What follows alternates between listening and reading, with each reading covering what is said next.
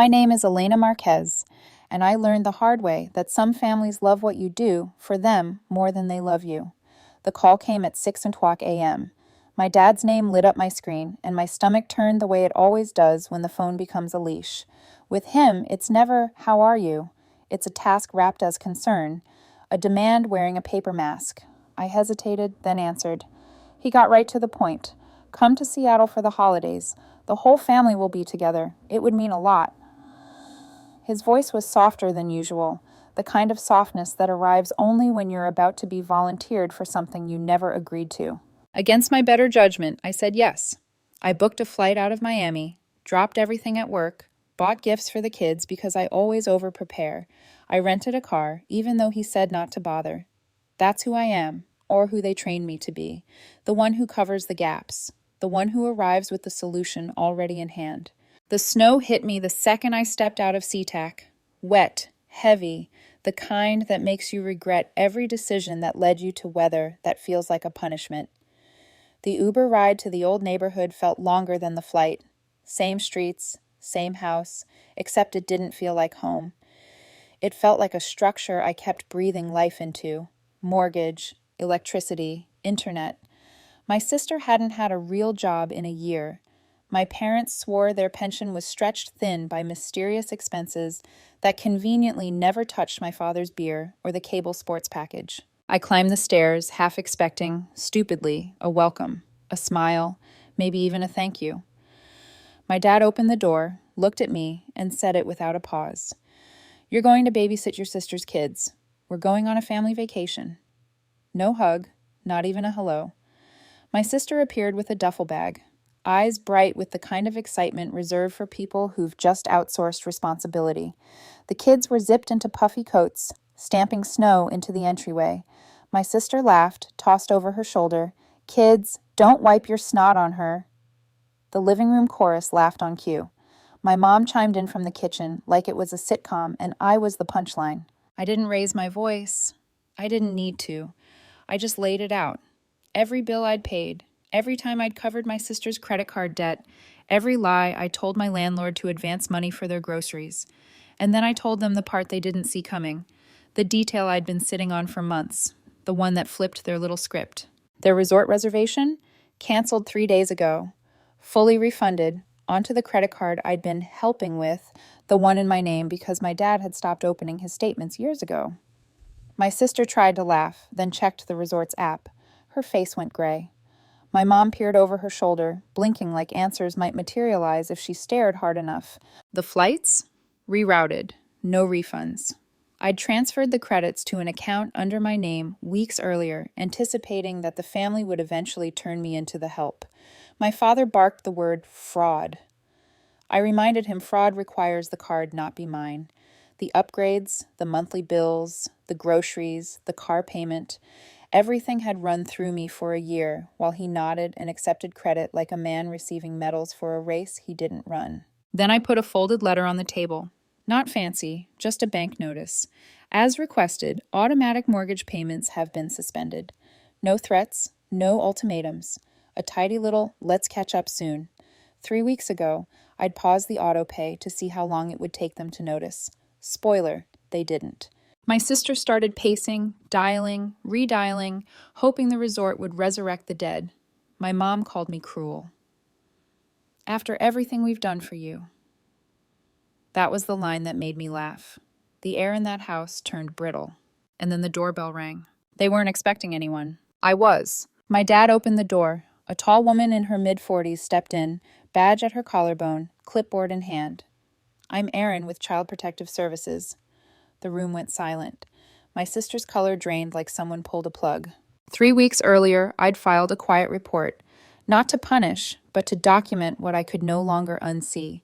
On a Zoom call, her kids had been left in the backyard without coats.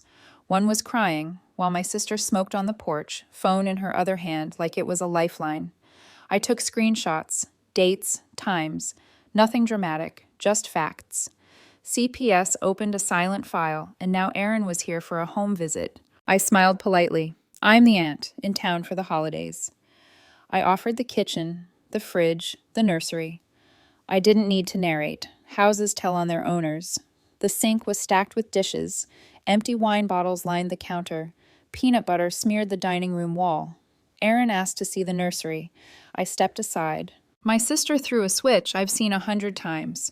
Suddenly, she was the devoted mother crushed by the timing. She said they were packing.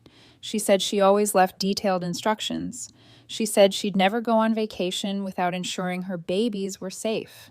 She said I had agreed to everything. Aaron asked if there were any messages confirming I'd be watching the kids.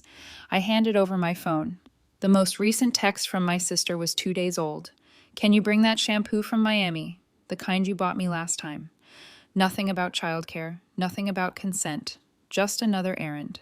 My dad tried the pivot. Elena always helps the family. This is no different. He pulled out the hymn book of excuses. Money trouble, health issues, burnout. He performed sorrow. He argued context. I pulled up 3 years of bank transfers on my app. 5-figure support, month after month after month. Aaron nodded, took notes, and went upstairs to see the children. They were in a room with a tablet and an open bag of chips, quiet in the way kids get when they've learned not to ask for more than they're likely to get. When Aaron was out of earshot, my mother turned on me. Is this what you wanted? To destroy your own family because your feelings were hurt? I looked her in the eye. It ever occur to you, I don't mind helping. I mind being used. I mind flying across the country to be told I'm a ghost with a wallet. The room deflated. They weren't prepared for me to speak plainly. I didn't come to babysit, I said. I came to let your choices meet daylight. They said nothing. For once, silence did the speaking. From the window, the snow kept falling, thick, steady, indifferent to who deserved warmth and who didn't. Aaron returned downstairs and asked a few more questions. Medication schedules, emergency contacts, school routines. My sister fumbled answers. My mom overcompensated. My dad hovered, a storm looking for land. Aaron closed her clipboard. I'll be leaving a checklist. This is a warning visit. I'll be back. She spoke calmly, professionally, like a person who's walked through hundreds of living rooms where love and neglect share a couch. I watched my sister watch the door, like maybe the right apology could pull it shut and lock the past outside. But the past has a way of living in the walls. The house smelled faintly of wine and cold toast and a tension that never learned how to name itself. I picked up my suitcase from where I'd left it by the door. No one asked me to stay. No one said, "You're right, we'll fix this." The only sound was the heater coughing to life and the scrape of my wheels as I pulled my bag toward the threshold. "Where are you going?" my father asked finally. "Exactly where I need to be," I said. "And it's not here." I stepped onto the landing and let the winter air bite my face. Below, the walkway was a quilt of footprints, people coming and going, choosing and re-choosing what kind of home they were building. Behind me, the door stayed open a moment longer, then clicked shut. And that was how the vacation ended before it began. Not with a fight, with a boundary, and a knock that arrived right on time. Aaron's checklist sat on the kitchen table like a verdict that hadn't learned how to shout. Safety latches, supervision logs, food storage, medication out of reach. Follow-up date circled in blue ink. My mother stared at it as if eye contact might erase ink. My sister pretended to read, lips moving, phone face down for once. My father hovered in the hallway, half turned toward the door, half turned toward me, unwilling to admit that both exits led to the same place, the end of how this used to work. Aaron thanked us for the time, left a card, and walked out into the falling snow. The door closed with a soft, final sound. For a breath, nobody moved. The heater clicked, a pipe ticked, the kids' cartoon music burbled faintly from upstairs as if the house itself refused to let silence win. "I'll stay 2 nights, I said evenly. "Then I'm heading to my place." My father's jaw worked once. "No, you're not staying here." I waited for the rest, the lecture, the blame, the grand proclamation about how I had brought shame to his door. But he didn't yell. He just lowered his voice until it felt like I was eavesdropping on my own banishment. "You humiliated this family. If you think you're better than us, prove it from somewhere else." My mother didn't look at me. That hurt more than I wanted it to. My sister slipped down the hallway, suddenly very busy with gathering children who hadn't been asked for their opinion about any of this. "Okay," I said. No drama, no appeal. A boundary goes both ways. I picked up my suitcase and stepped into the stairwell, the heat of the apartment giving way to the winter air that smelled like metal and clean pages. My condo didn't know me yet. The 10th floor windows held a shy view of the city, as if the skyline were trying to decide if I deserved the whole light show. The place still smelled faintly of paint and dust and something new that hadn't chosen a name. I set my suitcase in the closet, leaned against the door frame, and listened to nothing, the kind of quiet that doesn't owe you an explanation. I texted Mateo, my boyfriend, a photo of the snow sliding off the balcony rail like icing. He called immediately. "You okay?" "I'm out," I said, "for real this time." He was quiet in that way of his that makes room without making a scene.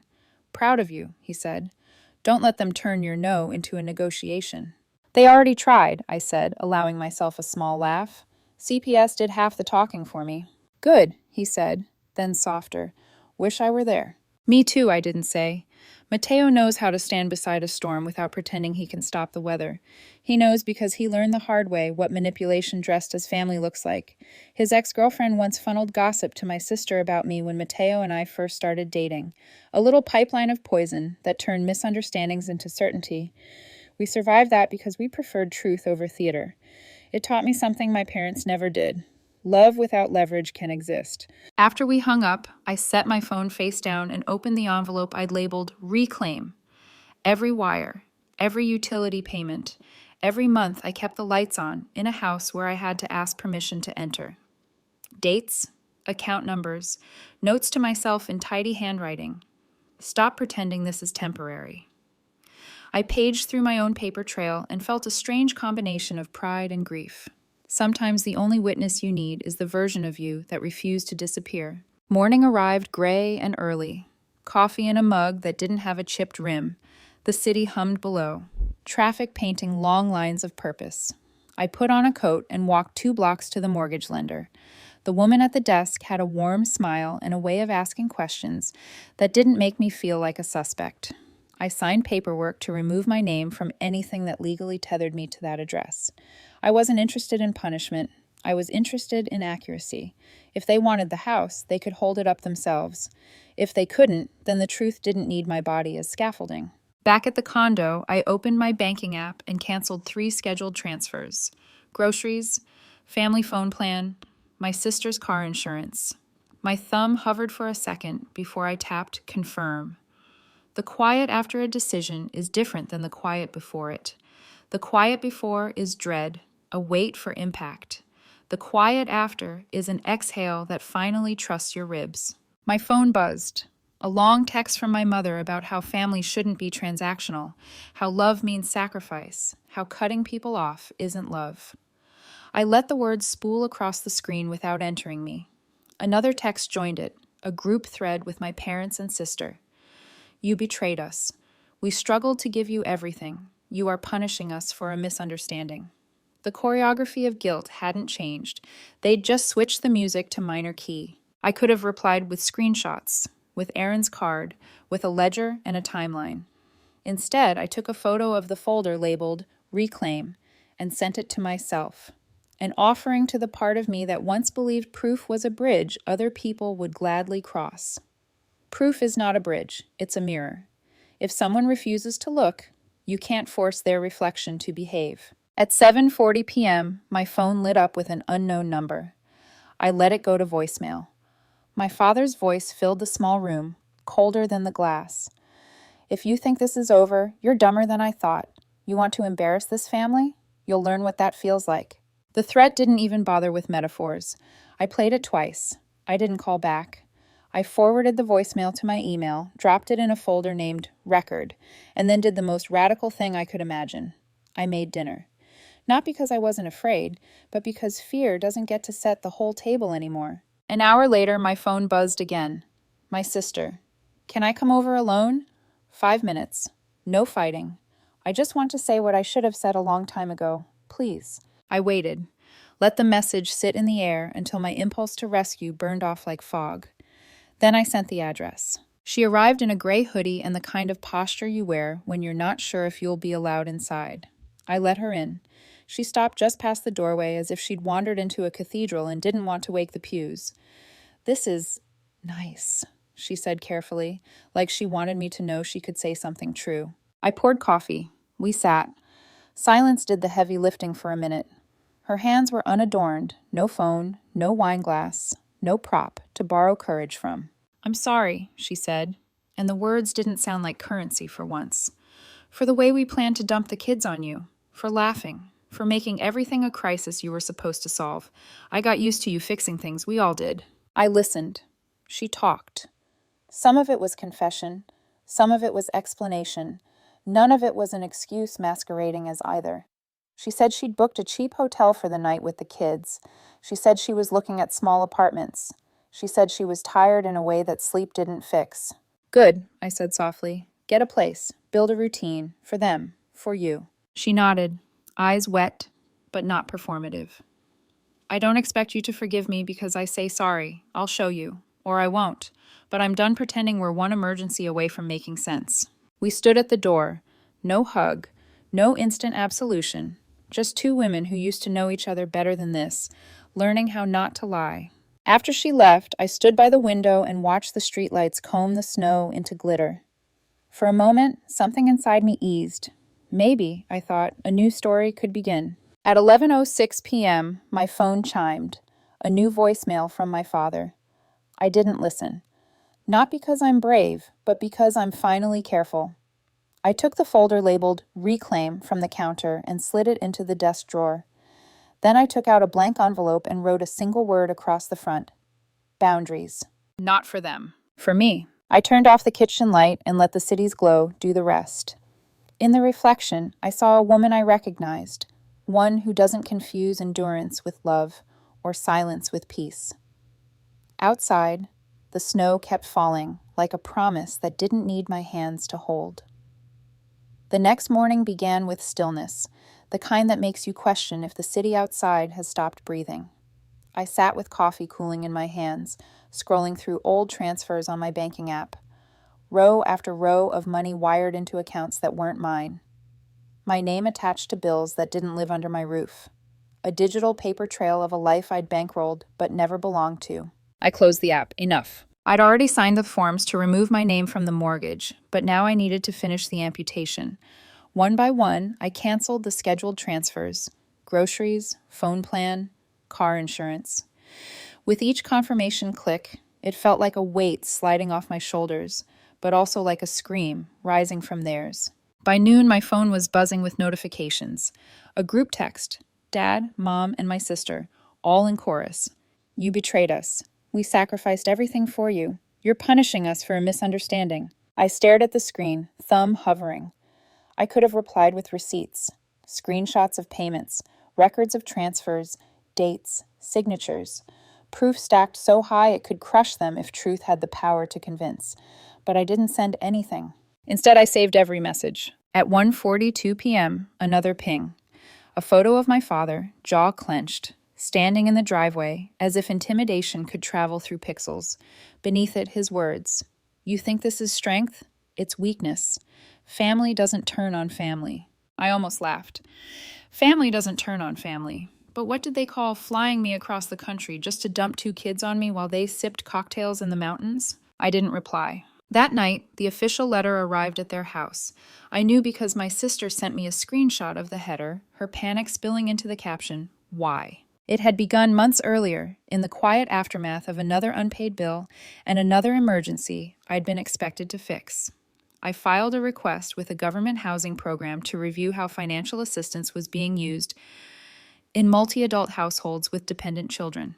I didn't embellish. I just provided proof. Utilities in my name, mortgage payments from my account, car insurance linked to me, while my niece and nephew were eating chips for dinner. That triggered an audit.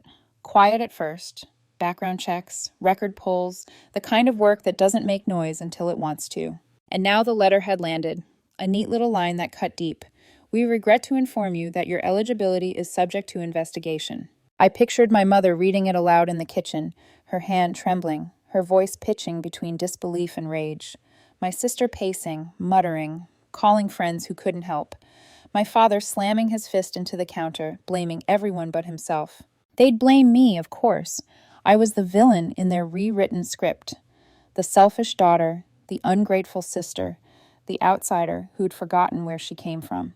But I hadn't forgotten. That was the problem. My boyfriend Matteo called that evening. His voice was the only calm in the noise. "You sound steady," he said, listening to the silence around me.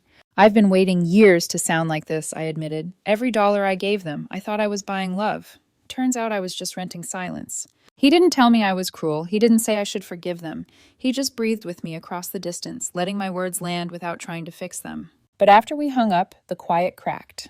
My mind pulled me backward to a different betrayal, years earlier, when Matteo's ex-girlfriend had whispered lies to my sister. Petty things at first. That I was manipulative, that I was only with him for security, that I'd never fit into their world. My sister had fed on those rumors like they were gospel, throwing them back at me during family fights. That memory reminded me of something crucial. In my family, truth had always been negotiable. Facts bent under the weight of whatever narrative kept them comfortable. Proof only mattered when it served them. Which is why I kept my folder labeled Reclaim, tucked inside my desk drawer, alongside a new folder, Boundaries. One for what I'd endured, one for what I was building. Days passed.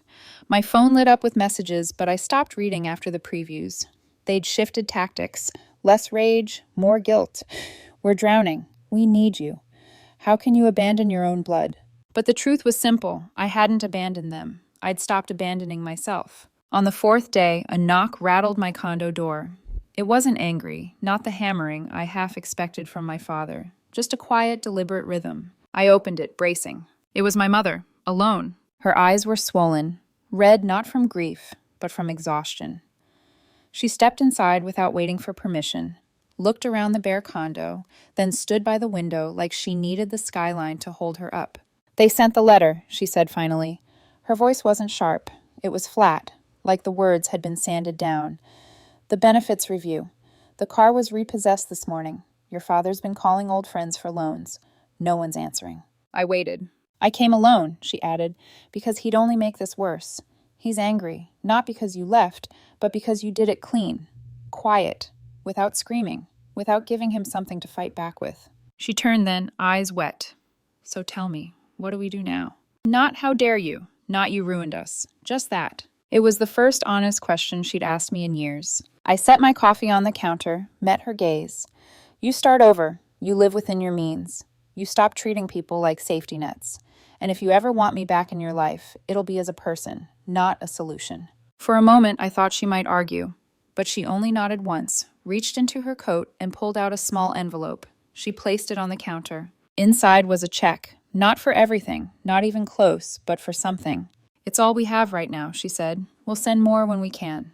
I didn't say thank you. I didn't say anything. I just slid the envelope aside. She lingered by the door, eyes glistening, and whispered, "Take care." Then she left. The apartment felt bigger after she was gone, like her absence took up more space than her presence ever had. I stood by the window, watching the city lights flicker on, and wondered if silence could count as progress. The envelope sat on my counter for 2 days. Not large, not heavy, just a thin flap of paper with more weight than it should have carried. I didn't cash the check inside. I didn't tear it up either. I left it there like a test. Would it rot into guilt, or would it harden into proof that even my parents knew the tide had turned? The text slowed. First from my sister, then from my mom. My father never texted. Rage was a performance he preferred to deliver live, voice raised, fist pounding. But this time, even he went silent. For the first time in years, my phone wasn't a grenade rolling across the table. The quiet was terrifying. I spent my mornings stocking my condo. Plates, coffee mugs that matched, a rug that made the room feel like it belonged to me. I cooked meals too simple to photograph, but rich with one ingredient I'd never been allowed before: choice. No one asked me to share. No one criticized what I bought. No one sighed that I hadn't done enough. And still the silence pressed. On the 5th night, as snow traced lacework patterns on the window, I poured tea and thought of Matteo. He called like he always did, his voice a calm I could fold myself into. "How's it feel?" he asked. "Like a house after a fire," I admitted. "Quiet, clean, but you still smell the smoke." He didn't try to fix it. That's why I trusted him. His ex-girlfriend had once tried to twist herself into the center of his life by whispering lies about me, tales that found their way into my sister's eager ears. The memory stung, but Mateo's loyalty had outlasted the rumor. He proved that honesty doesn't need to scream to be heard. I thought about that now. How silence could be dangerous when it belonged to manipulators, but healing when it belonged to people who respected its weight. The next morning, I walked to the bank. This time, not to remove myself, but to ensure my absence was final. My name no longer appeared on their mortgage. No bills linked back to my accounts. Every cord had been cut. When I returned home, I opened my desk drawer. 2 folders, Reclaim and Boundaries. In one, all the proof of what I'd endured. In the other, nothing but blank pages waiting to be filled with rules I chose for myself. That night, my doorbell rang again. I checked the peephole, bracing for my father's shadow. It wasn't him. It was my mother, again, hands shoved into her coat sleeves, her eyes raw. She didn't ask to come in. I opened the door anyway. She didn't sit. She didn't touch anything. She stood at the window, gaze fixed on the skyline. "We got another letter," she said, voice paper thin. "The benefits are suspended. Your sister's car is gone. Your father, he's furious. He says you've destroyed us." She paused, then looked at me. "But I know the truth. You didn't destroy us. You just stopped carrying us." Her voice cracked. She wasn't crying for me. She was crying for herself. For the years, she had allowed him to script her role as peacemaker, excuse-maker, accomplice. "What do we do now?" she asked again, softer this time, like the first time hadn't really been a question, just practice. "Start over," I told her. "Learn to live without scaffolding you didn't build. And if you want me in your life, it'll be as your daughter, not your crutch." For the first time, she didn't argue. She nodded once, reached into her pocket, and pulled out another small envelope, another check, smaller than the first. "It isn't much," she whispered, "but it's real." She set it on the counter beside the first, 2 pale slips of paper that looked like apology in its most fragile form. She didn't hug me, she didn't plead, she just said, "Take care," and walked out. I watched her go, wondering if this was the beginning of something new, or just the quiet before another storm. The days that followed stretched long. My sister went silent too, retreating into whatever temporary shelter she'd found. I pictured her kids standing in small rooms, toys scattered, no mountains, no resorts, just reality, finally. And my father? Nothing. Not a text, not a call, not even another voicemail. People like him don't apologize. They wait. They wait for the world to fold back toward them, for silence to soften, for guilt to erode resolve. But I didn't bend. The strangest thing happened one evening as I sat watching snow feather past the glass. I laughed. Not at a joke, not at a show, just at the absence of dread. For years, every time my phone buzzed with their names, my chest tightened. But now, all that silence, and I realized this was what peace sounded like. The check remained on my counter, untouched, proof not of repair, but of recognition. They knew the balance had shifted, and they knew it wasn't shifting back. January bled into February with the quiet rhythm of a life finally belonging to me. My condo began to feel lived in. Boxes disappeared, the fridge no longer echoed when I opened it, and the bed smelled faintly of lavender from the sheets I'd chosen myself. I walked barefoot across the rug and thought, this is mine, not borrowed, not funded by obligation, mine. For weeks I heard nothing. No texts, no calls, not from my father, not from my mother, not even from my sister. It was a silence that felt more like retreat than resolution, a pause where they were likely sharpening the next story they'd tell about me. I didn't chase it. Distance is its own kind of answer. Then, one morning, an email arrived. No subject line, just an attachment. A photo of 2 children, my niece and nephew, standing in front of a small apartment building. Keys dangled from my sister's hand. Their smiles were shy but real, not plastered on for a photo op. Underneath, 3 words, "Thank you, even if you hate me." I stared at the picture until my eyes blurred. I didn't reply immediately. Gratitude, even wrapped in guilt, is still a language I had forgotten how to hear. After 2 weeks, I sent back a photo from my own window, the skyline at sunset, glowing copper. I typed 4 words, "No hate, just boundaries. That was all. That was enough. Weeks later, another envelope appeared in my mailbox. Same neat handwriting, no return address. Inside, a check. Smaller than the last, but steady. Accompanied by a note in my mother's hand. We're doing all we can. I didn't cash it right away. I left it with the others, stacked on my desk like markers of something halfway between apology and survival. Not forgiveness, not reunion, just effort. And effort, unlike words, is hard to fake. My father remained silent. That silence, I realized, was his final weapon. He'd never apologize, never admit he'd been carried. He'd wait for me to bend back toward him. But I wouldn't. Not anymore. Mateo visited in early spring. He walked into my condo carrying takeout and a bottle of wine, kissed my forehead, and looked around as if seeing me clearly for the first time. It feels like you, he said. Not like my family, not like debt disguised as duty, like me. We ate on the couch, laughed at nothing, and for the first time in years, I wasn't waiting for the phone to drag me back into their chaos. Mateo leaned against me, warm and steady, and I thought about how close I'd come to losing him when his ex had spread lies to my sister. The way my sister weaponized those whispers still stung. But here he was, still here, proof that truth can outlast rumor. Proof that boundaries don't just protect, they preserve. One night, as snow fell lazy and soft outside my window, I brewed tea and stood in the glow of the city. A laugh bubbled out of me, light, startled, free. Not because of a joke, not because of relief, but because for once I wasn't waiting for the next catastrophe. I thought about my sister's email, my mother's envelopes, my father's silence, and I understood something. Closure doesn't always look like reconciliation. Sometimes closure is distance. Sometimes it's knowing you can stand alone without collapsing. I touched the folders on my desk, reclaim and boundaries. One held the past, the other the future. Between them sat the checks, small but real, like stones marking the path back to honesty if they ever chose to walk it. Maybe they would, maybe they wouldn't. But I wasn't holding my breath anymore. The snow whispered against the glass, the city hummed below, and for the first time in decades, I felt the stillness of a life not borrowed, not demanded, not bargained. It was mine, and that was the twist no one in my family ever saw coming.